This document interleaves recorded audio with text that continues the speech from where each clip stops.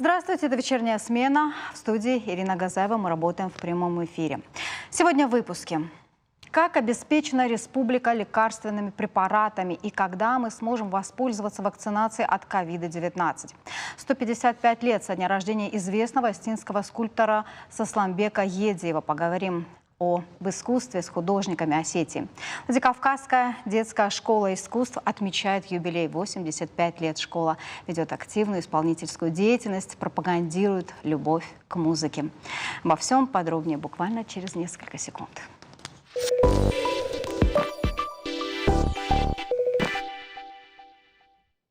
На этой неделе руководитель Роспотребнадзора России Анна Попова высказала мнение, что коронавирус, скорее всего, будет возвращаться каждый год и становиться активнее в холодное время года.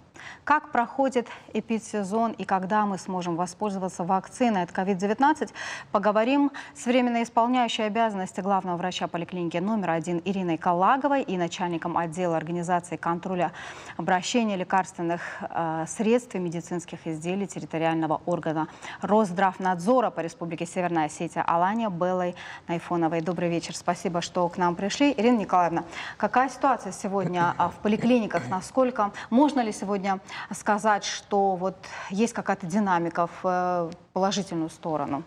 Добрый вечер. Ну, пока об этом говорить не приходится. Ситуация пока еще напряженная. Количество заболевших коронавирусной инфекцией не уменьшается. И пока не могу сказать, что вышла на плату. Все-таки пока еще немножко она не так уж сильно, как это было 3 недели назад, но она немного растет. Количество заболевших. А вот сколько обращений, если вот сравнить с апрелем, да, вот сегодня такое же количество обращений или все-таки вот есть разница? Вот я могу сказать, что максимальное количество вызовов в самый пик прошлой волны было где-то 550 вызовов в день. Сегодня максимально было 470. В эту вторую волну этой осенью 470 пока было максимальное количество вызовов за день. Ваши специалисты сегодня вот в ту волну, когда мы общались с поликлиниками, говорили, что очень много больных врачей. Как сегодня врачи себя чувствуют и успевают ли они к пациентам обслуживать их на дому? Ну, единственное, что помогает сейчас нам, это то, что те врачи, которые переболели, они сейчас все-таки имеют иммунитет, и именно эти врачи, вот сейчас на них самая большая нагрузка на них. Да, и сейчас тоже врачи болеют, но мне кажется, это как-то сейчас чуть меньше заметно, чем прошлую волну. И, конечно, когда бывает очень много вызовов, когда большая нагрузка, конечно, мы не успеваем. Да, я это говорю откровенно, но мы стараемся максимально в короткие сроки ко всем успеть, всех обеспечить лекарствами. Я думаю, что при любой работе не бывает идеально. Конечно, есть какие-то и жалобы, но мы стараемся решать. Вот вы как считаете, в этой истории есть где-то вот слабое звено? Где это слабое звено, где чуть-чуть мы, возможно, как-то вот не дорабатываем, ну, не потому, что не можем, да, потому что физически, наверное, не хватает сил. Конечно, желание помогать есть, мы поэтому и врачи. Объем большой объем. Конечно, ведь поликлиника рассчитана определенно, и каждый участковый врач, у него, допустим, есть своя норма вызовов на дом. Сейчас она выросла в 3, в 4, иногда и в 5 раз. Вот 3-4 недели назад было на одного врача 60 вызовов. Конечно, ему трудно обеспечить, конечно, трудно оказать качественную помощь. И на это были жалобы, да. Но я и врачей хочу защитить, потому что тоже наступает выгорание у доктора, тоже устают они, доктора. Но сейчас в помощь нам и студенты медакадемии, и ординаторов мы сейчас взяли. Конечно, сейчас чуть полегче. Сейчас очень много вот врачей, которые были на больничных, они сейчас выходят, и мы немножко вздохнули. Я думаю, что и население тоже это отмечает, и жалоб сейчас стало в разы меньше. Вот когда человек уже чувствует себя неважно, он понимает, что он наверняка уже заранее понимает, что в поликлинику звонить, скорее всего, я буду долго ждать помощи. А каждый из нас боится потерять вот это время, да, там первый, второй день, есть опасность. Естественно, многие обращаются и к частным клиникам. И вот когда они обращаются туда, кстати, платят немаленькие деньги, выписываются препараты, лекарственные препараты. Человек, значит, ездит по всей республике буквально, лекарств сегодня нет. То есть если в случае вы выдаете препараты, Да. да, вы те препараты, которые выписываете, вы их и выдаете, правильно я понимаю? Правильно. Да, вот если частная клиника, и человеку нужно купить лекарства, он ездит по всей... Лекарств нет сегодня. И есть знакомые у меня, которые столкнулись с такой ситуацией. Как вы Я так понимаю, комментируете? что это Да. ко мне вопрос. Это не секрет. Это на самом деле так. Ситуация сейчас достаточно сложная, и есть однозначный дефицит лекарственных препаратов, которые применяются именно для лечения ковид-инфекции и вирусной пневмонии. Да, они есть. Но я хочу, чтобы было понятно, что любая аптека, она заинтересована в том, чтобы продать эти лекарственные препараты. Их отсутствие объясняется массой причин, потому что этот дефицит лекарственных препаратов сейчас не только в Республике Северная Осетия-Алания, это проблема всей Российской Федерации. Что делать? Вот что делать человеку, которому нужно купить лекарство вот именно такое, а его нет нигде? Объясняю. Те больные, которые обращаются в частные клиники, делают это напрасно, потому что нужно обращаться к участковому терапевту по месту жительства. Но это же который тоже какая-то оценит. помощь, да, нашим государственным поликлиникам. Это тоже помощь, какая-то часть Однозначно. населения В переходит плане сюда. обеспечения лекарственными препаратами это уже дело поликлиники. Потому Ну, что, замкнутый круг получается. ну, можно и так сказать, конечно. Но обеспечение лекарственными препаратами и схемы лечения, которые утверждены Минздравом России, они предполагают определенный перечень препаратов.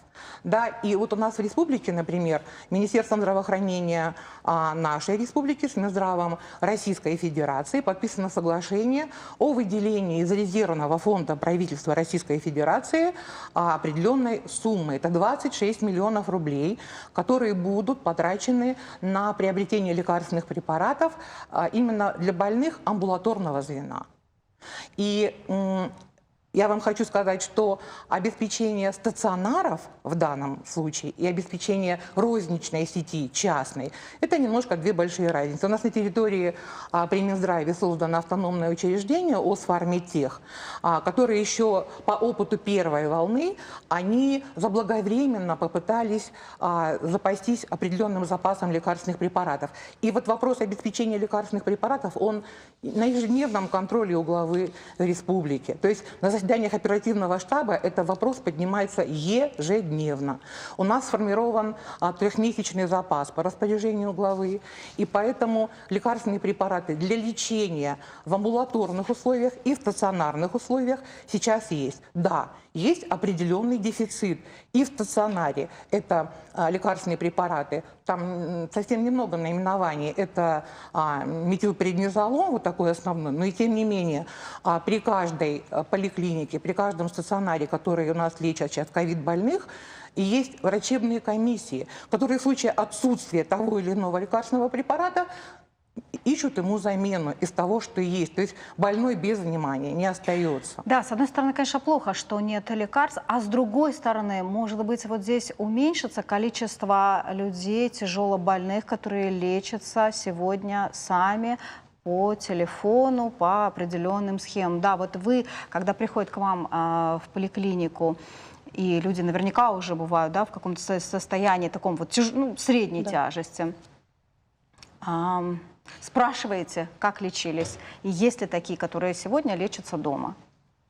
Конечно, очень много. И я Почему спрашиваем? Мы в этом эфире очень часто, практически каждый раз говорим о том, что ни в коем случае не занимайтесь самолечением. Вот сегодня какая ситуация? Продолжается Сегодня, это? да, такая же точно ситуация, потому что мои врачи говорят, когда они приходят на дом на вызов, то на столе уже лежит какая-нибудь есть. схема, уже лежит. Мы уже 3 дня колем цефтриаксон, мы уже там 5 дней пьем вот это, уже в новой схеме, в новых схемах лечения появились гормональные препараты, глюкокортикостероиды, уже появились. Которые, кстати, тоже нет в аптеках. Которые, кстати, назначаются при утяжелении больного, при определенных показателях крови, при определенном КТ.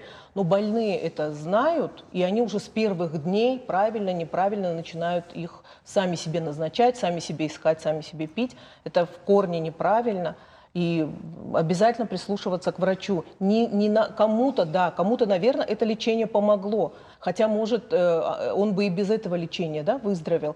А кому-то это утяжелит состояние, во вред, конечно. Спасибо. Вот вы говорите о гормональных препаратах, которые сегодня тоже подключают. Да, я несколько аптек обзвонила, сказали, что, к сожалению, нет этих препаратов, а некоторые люди очень давно их принимают в связи с другим каким-то заболеванием. Да. Вот как здесь быть? Что делать этим людям? Люди, которые принимают эти препараты, они, как правило, относятся к льготной категории граждан и получают эти лекарственные препараты через льготу, по льготе, по бесплатным рецептам. И получают они их Минздравом, эти препараты закупаются для обеспечения льготных категорий граждан. Через Минздрав делается? Да, да? разумеется. Да, это ревматоидный полиартрит, все, что аутоиммунных заболеваний касается. С этим проблем нет. Те люди, которые получают их на льготной основе, они не ищут их в аптеках. Понимаете? И дефицит в аптечных организациях в том числе связан и с этим супер ажиотажным спросом со стороны населения. То есть люди покупают про запас, надолго, для мамы, для папы, для родственников, для всех, если есть. И поэтому, конечно, это тоже способствует некоему дефициту. Наверное, доктор меня сейчас поддержит. С психологической точки зрения, наверное, это неправильно, да? Про запас покупать себе лекарства. Они думают, я вот заболела, я выздоровела, но вдруг заболеет моя мама, или папа. Надо купить, потому что в аптеке вдруг уже не будет, да, они закупают. Как относятся сегодня к вакцинации? Давайте пока по гриппу, да? Не поздно ли сегодня делать вакцину от гриппа? Нет, не поздно. Еще есть время? Еще есть время, да. И, немного времени, но есть. И обязательно надо делать, потому что возможен микс двух заболеваний, коронавируса и гриппа, которые утяжеляют состояние пациентов. Хотя недавно я читала, что ВОЗ было доказано, что вот это ношение масок от коронавируса, оно немножко снизило заболеваемость и по гриппу. Возможно, это и так. А вот вирус этот сегодня, новый вирус, он не встал на место? Не становятся. Они совершенно разные, у них клетки мишени разные, входные ворота разные. Да, это разные инфекции, вирусные, но они могут протекать в миксе вместе. Поэтому... А давайте тогда расскажите, ваша поликлиника провела вакцинацию от COVID-19. Да. Кто принял участие, кто ее принял, эту вакцину? Вакцина «Спутник-5» – это первая в России зарегистрированная вакцина. Она была распределена по регионам, по 42 дозы в каждый регион, и наш регион в том числе получил. И такая честь была оказана первой поликлинике. Мы первые, единственные в республике, кто прививали от коронавирусной инфекции. Но это только медработники? Нет. Нет, не только мед. Конечно, вначале было сказано, медработники – это совершенно добровольно, кто хочет привиться. Но потом появились и жители, жители, население тоже заинтересовалось, тоже хотели. Мы не могли отказать. Конечно, добровольцы были. Я вам скажу, что привили 42 дозы, из них 18 медицинских работников, а остальное – это наше прикрепленное население. Да. Как все это протекает, да? Это протекает как обыкновенная вакцина, как обыкновенная вакцина, такая же, как и от гриппа. Перед вакцинацией надо обязательно консультация терапевта, потому что там есть противопоказания. Там учитывается возраст от 18 до 60 лет, пока эта вакцина прививается, только в этой возрастной категории, 18-60, от 18 до 60. У нас 65+, они вот на самоизоляции, и не лучше ли начать, или опасность есть какая-то? Нет, пока это прививается, потому что там и хронические заболевания, обострение хронических заболеваний. У 65+, у большинства, конечно, есть хронические заболевания. Поэтому пока прививаются, так сказать, молодой контингент. И даже сейчас, когда уже вся вакцина у нас израсходована, привита, до сих пор ходят, интересуются и просят, когда будет еще вакцина, хотят прививаться. А люди вот хотят. Детей сегодня... Нет, дети не прививаются. Нет еще? И, насколько я знаю, по-моему, и вакцина на детей не развита. Нет, да. Я просто хочу еще добавить, вот потому что Ирина Николаевна сказала, Министерством здравоохранения создана комиссия по отслеживанию каких-то, не дай бог, нежелательных побочных реакций этой вакцины. Поскольку Все боятся этого. Да. И поэтому целая комиссия при Минздраве создана, которая динамично отслеживает всех больных, то есть нет, всех тех, кто получили эту вакцину. То есть они под постоянным динамичным контролем, потому что вот все равно вакцина новая, да, она клинические испытания, доклинические, клинические прошла, но и тем не менее все организмы разные, и поэтому в каждом субъекте создана такая комиссия, которая будет отслеживать все, что касается этой вакцины. Спасибо, Белла Николаевна. Давайте примем звонок. У нас есть телезритель, который дозвонился. Добрый вечер, мы вас слушаем. Представьтесь, и какой у вас вопрос? Алло, здравствуйте. Здравствуйте, слышим вас, говорите. Я, например, вот хроническим заболеванием, тромбоцитами болею. Я не могу гидрия найти. На весь республике ищем и нету. Что мне делать? Что вы еще какой-то препарат не можете найти? Гидрия я не могу найти. Не могу разобрать, может быть. Может быть, есть смысл нам контактные данные этой больной, а мы уже будем в конкретном случае Оставьте, разбираться. пожалуйста, свой номер телефона. Сейчас Гидрия для тромбоцитов мне надо. Для тромбоцитов. Ну, какая льготная категория граждан? Кто диагноз выставил? То бишь, все-таки Да, надо да, непосредственно с больной пообщаться, Ну, чтобы человек мы... говорит, да, что лекарства не может найти. Но наверняка он обращается, и куда я обращался прежде, и там, наверное, нет лекарств. А где вы покупали обычно? По аптекам я ходила, По покупала. разным аптекам, да. Оставьте, пожалуйста, свой номер телефона нашим редакторам, и мы передадим, и с вами свяжутся. Есть у нас еще звонок? Ага, да, вроде мы нас поняли. Значит, по вакцинации, когда вторая партия, будет ли в ближайшее время, и кто сможет вакцинироваться? Да, мы ждем вторую партию в конце декабря. Это уже будет не 42 дозы, это уже будет, я так думаю... Чуть больше. Меньше. Не Не чуть, чуть а больше. очень. Ага, значительно. Да, значительно будет больше, да. Это прививка добровольная. Любой, кто не имеет противопоказаний к этой прививке, могут привиться. Прививала только первая поликлиника. Сейчас вакцина поступит во все поликлиники города и республики. Прививать могут... Дополню? Да.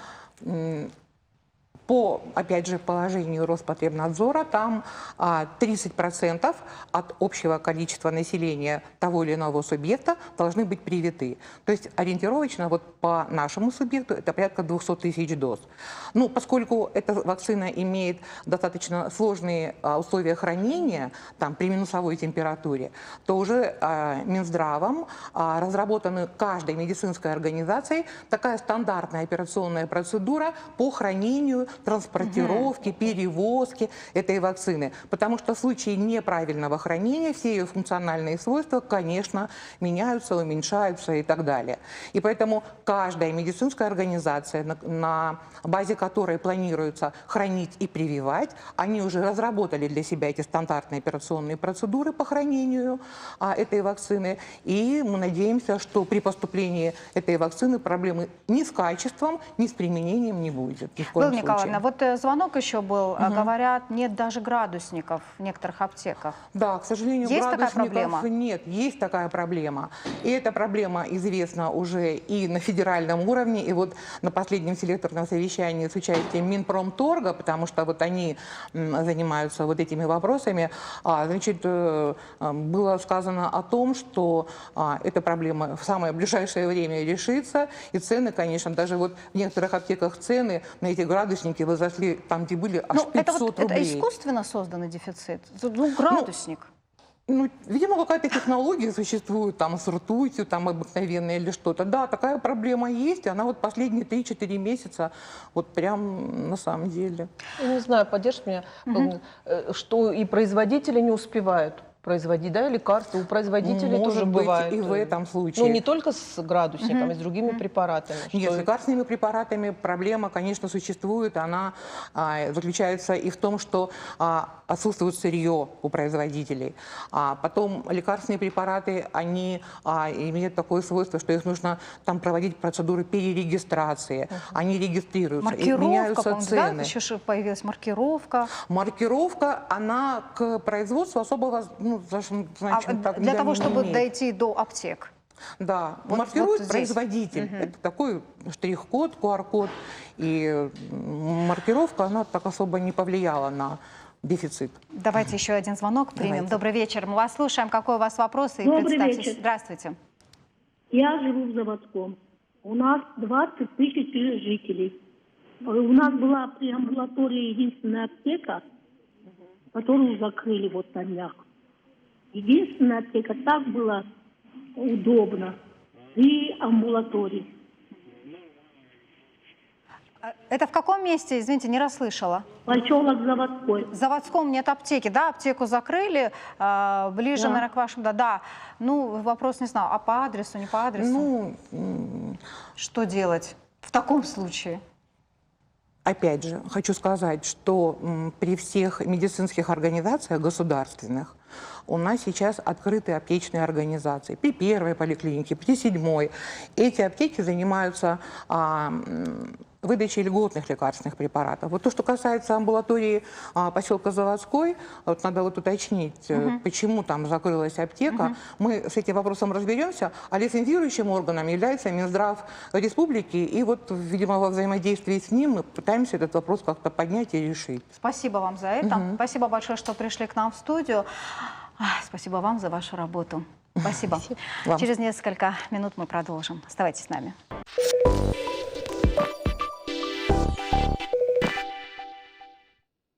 Продолжаем к культурной теме. Образ Сусламбека Гедзиева появился на стене дома по улице Тхапсаева, 20.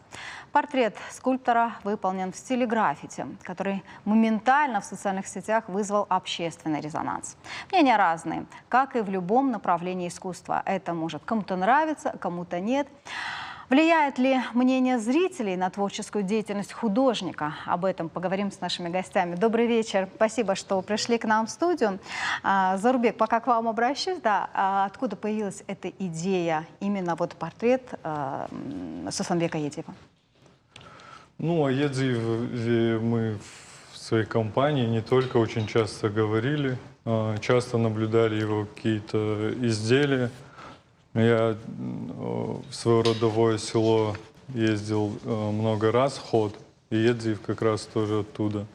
И там много очень стел есть, которые, ну, естественно, впечатляют человека, но при этом из-за того, что они не защищены ни от дождя и от каких-то погодных условий десятилетиями, они, ну, подвергаются, ну, они портятся, в общем. И уже 155 лет в этом году ему должно было бы быть исполнено. И хотелось бы обратить на него просто внимание, и получилось, в общем. Получилось. Но вы в социальных сетях, ну, наверняка следите за мнением зрителей, так назовем, да?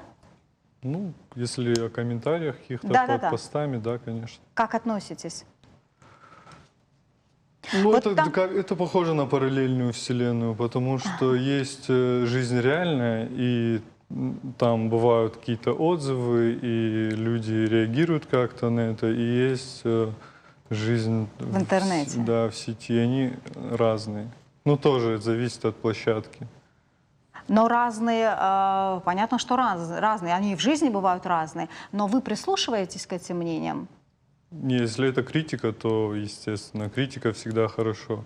А есть, ну, есть просто хейт.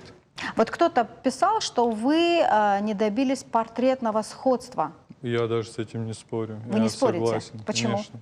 Ну и даже задачи такой не было. Во-первых, никто сейчас не знает точно, как он выглядел, потому что ни фотографий его нет, и никто из тех, которые об этом рассуждают, вживую его не видел. Поэтому как бы об этом говорить, ну, смешно. Это просто мое впечатление о нем. Поэтому оно такое яркое и, может, современное. Плюс эта работа заняла 1 день баллончиками в не совсем как бы удобной обстановке на улице. И, в общем, задача была вызвать какую-то реакцию, резонанс основная. Я знаю, что очень многие люди даже стали гуглить, к сожалению, это имя и фамилия Сусланбека Едзиева. Да, ну, К сожалению, потому это, что... Да, это надо принять, потому что ну, сколько прохожих подходило и спрашивало, кто это, и на вопрос, ну, на ответ Сусланбек Едзиев, они не И опять, знали, а кто это? Да. Это герой какой-то, это воин, ну, привыкли в основном на это реагировать, ждут на улицах видеть каких-то там прославленных воинов и каких-то таких деятелей. Ну, я думаю, что в вашем случае это получилось, знаете, информативно как-то поработать, да, информация пошла, люди заинтересовались, люди включились, стали узнавать чуть больше о Сусланбеке Едзиеве. Олег, ну вы видели этот портрет? Ваши отношения? Нет, к сожалению, я не граффити? видел, но я благодарен Заурбеку за то, что они сделали. Это отлично. Я посмотрю, я даже не знаю, где он находится. Это отличная вещь. Но у нас есть... Априори говорю. Да, у нас Спасибо. режиссеров попрошу выдать этот портрет, и можно будет увидеть. Нет, ну, не совсем то, да. Это моя скульптура. Ага, вот.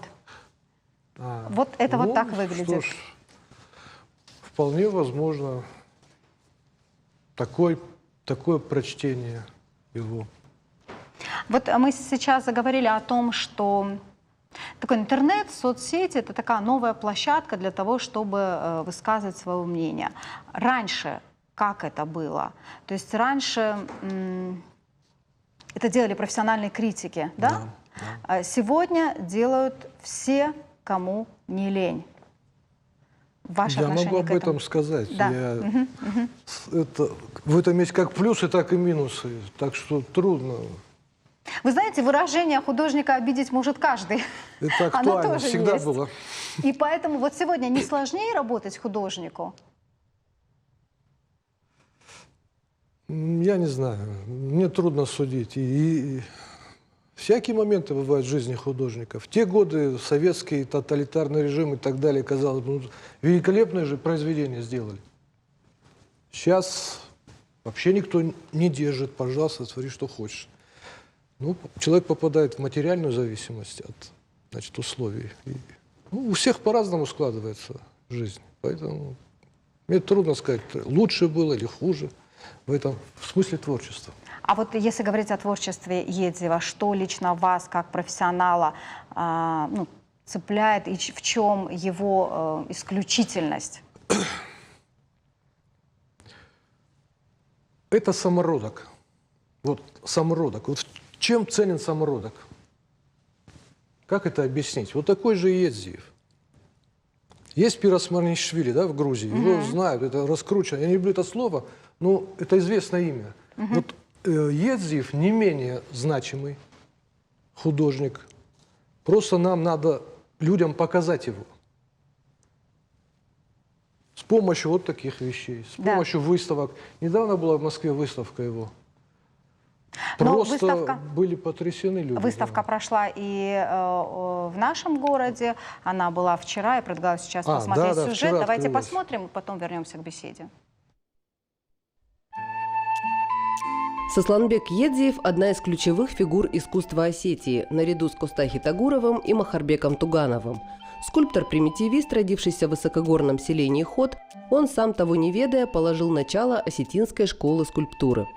В честь 155-летия со дня рождения самобытного художника в Тугановском музее развернули выставку работ мастера, которую удалось сохранить в музейных фондах. Сусланбек Едзиев – самоучка, но, тем не менее, можно с полным основанием сказать, что предтечей, основоположником осетинской школы пластики является Сусланбек Едзиев.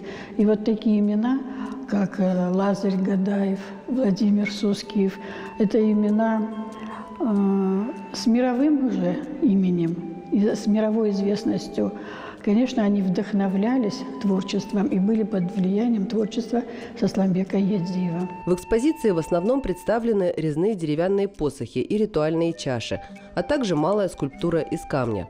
Эти экспонаты начали собирать еще с 40-х годов, фактически сразу после создания музея, уже тогда понимая, что имеют дело с настоящим искусством. Искусствовед Людмила Бязрова много лет занимается изучением наследия Сосланбека Едзиева. Вместе с супругом Кромвелем Безарти они издали книгу о скульпторе. Но даже сейчас не считают, что творчество мастера изучено до конца. Но он не просто вырезал из камня, он еще и расцвечивал, раскрашивал, расписывал. И мы, к сожалению, то, что сегодня видим, это жалкие остатки из того, что было первоначально. Первоначально они имели характер очень проработанный, очень тонкий. Это были тонко прорисованные лица, это были очень интересные детали, которые, к сожалению, с утратой цвета, они, в общем-то, тоже исчезли. Кстати, фотографии, которые мы здесь вот поместили, это как раз это 1978 год. То есть мы ездили с профессиональным фотографом, москвичом, и даже сейчас вот эти работы, которые они у нас сохранились в фотографиях, они уже, конечно, имеют другой, конечно, совершенно вид. Большая часть работ Сосланбека Едзиева, его каменные сырты, находятся под открытым небом на кладбищах в селениях Ход и Карман-Синдикау. Скульптуры неумолимо разрушаются под воздействием внешней среды. Красочный слой почти полностью вымыт осадками, истончается поверхность рельефа, делая изображение практически неразличимым. Угроза утраты наследия Едзиева подтолкнула группу неравнодушных граждан к разработке проекта по его сохранению. Он включает в себя не только реставрацию дома-музея и создание экспозиции копий работ. Скульптор Людмила Караева предлагает объединить дом Едзиева со своей резиденцией, которая расположена там же, в Синдикау, в единый творческий центр под символическим названием «Мост». Здесь будут расположены мастерские для художников, проводиться симпозиумы и всевозможные творческие мероприятия. Название проекта «Мост» – это символ, в данном случае, символ соединения и перехода от прошлого в будущее, в настоящее. То есть вот наши истоки – это Едзиев, его творчество. А вот здесь уже круг художников и творцов, которые работают сегодня и работают уже по-другому, но не оставляя как бы вот этих вот корневых таких традиций, которые заложил Едзиев. Чтобы, приезжая к нам, люди могли видеть, что мы не стоим на месте, мы не занимаемся просто этнографией и пропагандой прошлого. Башни, пироги, вот все наследие, это все было. Но надо еще, чтобы вот о сегодняшнем дне и о будущем, и что мы все-таки в развитии. Создание подобного центра позволит не только сохранить дом-музей и популяризировать наследие Едзиева, но и создать уникальное место духовной и творческой жизни. В перспективе мост перерастет в центр международного значения, куда будут приезжать гости со всего мира. Ольга Абаева, Александр Левченко, Суслан Комаев. Телекомпания «Осетия и Рестон». Олег, поблагодарим нашу коллегу Ольгу Абаеву за такой интересный сюжет, но вы отреагировали очень так вот резко, когда появились и мох, и скульптуры. Вы сказали «кошмар». Прокомментируйте это сейчас. Не кошмар, я просто... нет, в этом это потрясающие фотографии, опять это очень сильное впечатление оказывает, даже на фотографиях. Угу. Вот. А то, что поросло мохом, это я вижу первый раз вообще. Это как какой-то леший получился. Это все живет, как будто живой. Удивительно вообще. Угу. Он удивительный, конечно, персонаж Едзиев. Это не изученный, как будто до сих пор. Заурбек, а что в творчестве Едзиева для вас интересно? Начать можно с того, что он первый в этом. И это всегда, наверное, очень сложно. Он, то есть, двигался вслепую, можно сказать. Ему не на кого было опираться и учиться у кого-то. И именно как человека у меня впечатляет, есть история одна о нем, мне ее Аркадий Хадзрагов рассказал, когда Синдикау был оккупирован фашистами. Он работал и жил там, и каждый день он, рискуя жизнью, ходил в лес, где он тогда резал из камня святого Георгия. И то есть он, получается, он не мог не творить. И истинного художника, наверное, это отличает. Когда он не может не писать стихи, не может не рисовать или не резать по камню. Спасибо. Спасибо вам большое. Творите, несмотря ни на что. Спасибо вам за вашу работу. Спасибо, что пришли к нам в студию. Мы вернемся через несколько секунд. У нас реклама. Не переключайтесь.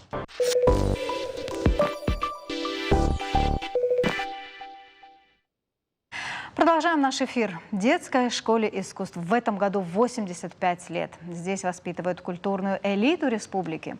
Учащиеся побеждают в различных конкурсах, фестивалях, ведут концертную деятельность. Сегодня в нашей студии люди, которые могут видеть в обыденном прекрасное, вдохновлять детей на творчество. Добрый вечер. Спасибо, что к нам пришли. С праздником вас, с юбилеем. Удалось отметить? Конечно. Так, и как? Я внесу маленькую поправку. Нам 55 лет. У нас очень красивая дата. 85 лет исполнилось нашей сестре, первой музыкальной школе имени Чайковского. Так. Мы встречали наш 55-летний юбилей в стенах концертного зала Мариинского театра. Ну что, это было великолепно. Спасибо большое. Вот наверняка вы историю знаете, и педагогов, кто был в самом начале, когда школа появилась. Вот в чем секрет успеха вашей школы, на ваш взгляд? Конечно, в педагогическом составе. Конечно, это очень сильные преподаватели с большим опытом. Безусловно, есть много молодежи, которая сегодня пришла. И у нас большая высокая миссия. Мы люди творческие, мы растим таланты, мы делаем, если так можно выразиться, ювелирные изделия редкой обработки, которые в жизни потом становятся личностями, нам есть кем гордиться. Спасибо большое. Вот вместе с вами пришла ваша коллега Лариса, заведующая фортепианым отделением. Да, вот насколько я знаю, вообще пианисты у нас очень сильные в республике. Да, да. У нас вообще не только пианисты сильные, но пианисты традиционно сильные у нас. И это изначально заложено было в нашу школу. Ну, правда, все говорят про Целину Цезаревну Грейм и Людмилу Федоровну Саблину. Это, конечно, люди, которые действительно фундамент заложили фортепианного обучения.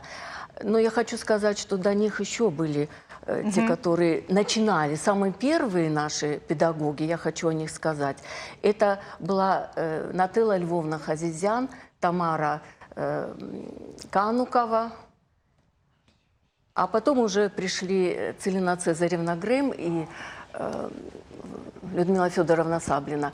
И чуть позже наша учительница по училищу Зефира Николаевна Зарима Андреевна Лулаева. Вот это три человека, которые мощную базу заложили фортепианного обучения в нашей школе.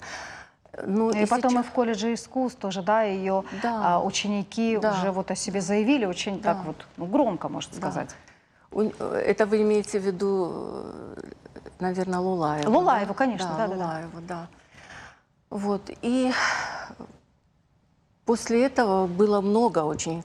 Но сейчас я хочу сказать, что у нас есть и сейчас достойные педагоги, очень достойные. Вот я бы так сказала, что через энное количество лет будут вспоминать как достойного, очень серьезного педагога Ирину Леонидовну Никитину, которая сегодня получила звание, вернее не звание, а благодарность от главы республики. Мы сегодня ее поздравляли дружно, у нас радостное событие к нашему юбилею. Да. От имени нашей телекомпании мы тоже поздравляем ее. Да. Благодарим вас. У нас еще более молодые педагоги, например, Инна Борисовна Зараева очень работает хорошо. А нет проблемы с кадрами? Вот вы сейчас сказали, да, молодые педагоги. Насколько молодые? И активно ли сегодня идут работать в музыкальные, да, Ну, в моложе школу меня, искусств? во всяком случае. Значит, проблемы с кадрами нет. Проблема с кадрами есть только в одном смысле. Мы И в каком стараемся, направлении? чтобы в нашей школе были профессионалы. Поэтому, когда люди приходят, ну, скажем так, более просто себя ведут и иногда говорят о том, что, ну, похоже на кружок для них, мы их поправляем. Есть и такие, скажем так, желающие поработать в музыкальной школе, но это не совсем верно. Работа в музыкальной школе сегодня серьезная, ответственная, очень много серьезных вопросов нужно решать, поэтому, конечно, мы предпочитаем видеть среди нашего крепкого коллектива профессионалов. Спасибо. Что сегодня бывает в программе, да, обучения? То есть если какие-то концерты проводятся или встречи там, с композиторами, бывает такое? Программа не знаю, во время нас... пандемии, наверное, сейчас все это как-то утихло, да, немножечко? Нет, тем не менее, мы уже заявили о себе неоднократно. Более того, даже за пределами республики. У нас сейчас очень много наград, к счастью. Говорите о них. С удовольствием. Лариса Рамазановна. Вот последние А пианисты? наши, да, не только пианисты, там Ну, и конечно, другие говорите, дисциплины есть. У нас есть какой-то костяк учеников, которые уже многожды, так скажу, становились лауреатами, причем конкурсов разного уровня, включая международного. Это вот у нас и Амина Буран, это и Арина Джанаева, это и вот в этом году закончил Богов Аслан у нас. Помогайте мне, Земфира Николаевна. Это и Хета Корчинов, и многие-многие другие. Но дело в том, что... Хета Кукаев у нас был такой... Лариса Рамазановна конкурсант. называет пианистов, Да, конечно, сейчас детей перечислять по другим отделениям, это займет много времени, но мне приятно, что в осень мы были отмечены действительно на конкурсах различного уровня. Это и в городе Грозном, это и за пределами Северной Осетии. У нас много имен, и мне приятно, опять же, сказать большое спасибо своим коллегам, потому что это их труд, и дети прославляют школу, и мы будем стремиться к тому, чтобы они выходили в эту профессию целенаправленно. Спасибо. А вот есть какие-то отделения, которые самые, более востребованы у детей и менее востребованы? Ну, наверняка вы-то так мониторите эту ситуацию. Ну, дело в том, что у нас же республика национальная. Осетинская гармоника, да. У нас 8 отделений разного направления, в том числе и художники. Очень востребовано, безусловно, вокальное отделение. Очень дети любят танцевать. Ну, наши национальные инструменты – это вне конкурса. Это потому что легче танцевать и петь, нежели сесть за инструмент? Нет. Потому что детям нравится, наверное, вот определенное движение. Они, когда поют, они тоже в движении бывают. Хотя, когда они подрастают, они даже не подозревают, насколько это сложно по-настоящему красиво петь. Повторяю, люблю профессионалов, и когда профессионально обучают детишек, чем, еще раз, горжусь в своей школе. И, наконец, сегодня получает очень большую востребованность духовое отделение. У нас прекрасные педагоги есть. Бела Владимировна Бабаян, Анна Тамазовна Бабаян. Большую востребованность получает скрипичное отделение, потому что у нас есть замечательный оркестр Мариинского театра, филиала Мариинского театра. И, наконец, наши детки, они поняли, насколько перспективен инструмент. Скрипка, виолончель, контрабас и так далее. Лариса Рамазановна, ваше слово. Это очень хорошо, да. А вот с инструментами как обстоят дела? Я хочу сказать пока о фортепианном отделении. Я все свое гну, да? Значит, вот у нас был какой-то момент, это где-то вот в 90-х, в нулевых годах, когда, ну, и в связи с рождаемостью в этих годах, видимо, было очень мало к нам поступали детей. И ко мне вообще очередь стояла в класс: дай мне ученика, дай мне новый набор. А сейчас я бегаю по классам и умоляю: возьмите, вот поступили, некому распределить. Сейчас вот поступает много на фортепианное отделение, и, в общем, слава богу, мы не нуждаемся в учениках. А вы меня спросили? Я спрашивала про инструменты. Хватает ли и скрипка, и духовые? Да, вот здесь, наверное, есть такая проблема. Ну, это проблема по всей республике. Да. Я сама пианистка и не скрою, что я мечтаю о том, чтобы в нашем концертном зале стоял настоящий концертный рояль. Хотя у нас 2 рояля, очень хорошие рояли, но, конечно, уровень того, что бы мне хотелось, сегодня этого нет. Но тут еще есть один момент. Значит, вместе с нашим учредителем, замечательными нашими управленцами, которые нам помогают в самых различных вопросах, у нас, мы, ну, будем говорить так, родили конкурс. Конкурс называется «Золотая свирель». Это северокавказский конкурс, он проходит раз в 2 года. И вот в этом году, я надеюсь, с Божьей помощью мы проведем 3-й северокавказский конкурс «Золотая свирель». Пользуюсь вашим эфиром, хочу пригласить, конечно, детишек, их родителей, профессионально обучающихся на музыкальных инструментах, и своих коллег, которые меня сейчас видят. Мы будем вам очень рады. Так, а еще раз, когда пройдет? Ну, ориентируемся на апрель. Весной. Да. Ну, дай бог, чтобы все было хорошо, чтобы пандемия закончилась. Спасибо вам большое. Да, что-то, если хочется, еще дополнить. Если вам интересно что-то, я хочу по поводу конкурсов сказать, что мы вот ездим по конкурсам, и последний конкурс, который мы очно посетили, был в марте в Ростове, да, а после этого все конкурсы перевели на дистанционно, онлайн. Мы записываем и записи посылаем. Так вот, если у нас вдруг, не дай бог, что-то не состоится очно... Можно будет это сделать дистанционно. Также, конечно, Николаевна, конечно. мы проведем его онлайн. Потому что дети готовятся, они очень стараются всегда. Это огромнейшая работа, не только педагога, но и ребенка. И это стимул. И это стимул, Это стимул. да, это стимул. Спасибо вам большое. Еще раз вас с праздником. Спасибо, что занимаетесь с детьми и делаете нас всех культурнее. Спасибо вам. Это все на сегодня. Мы встретимся с вами на следующей неделе. Хороших вам выходных, здоровья, удачи и до встречи.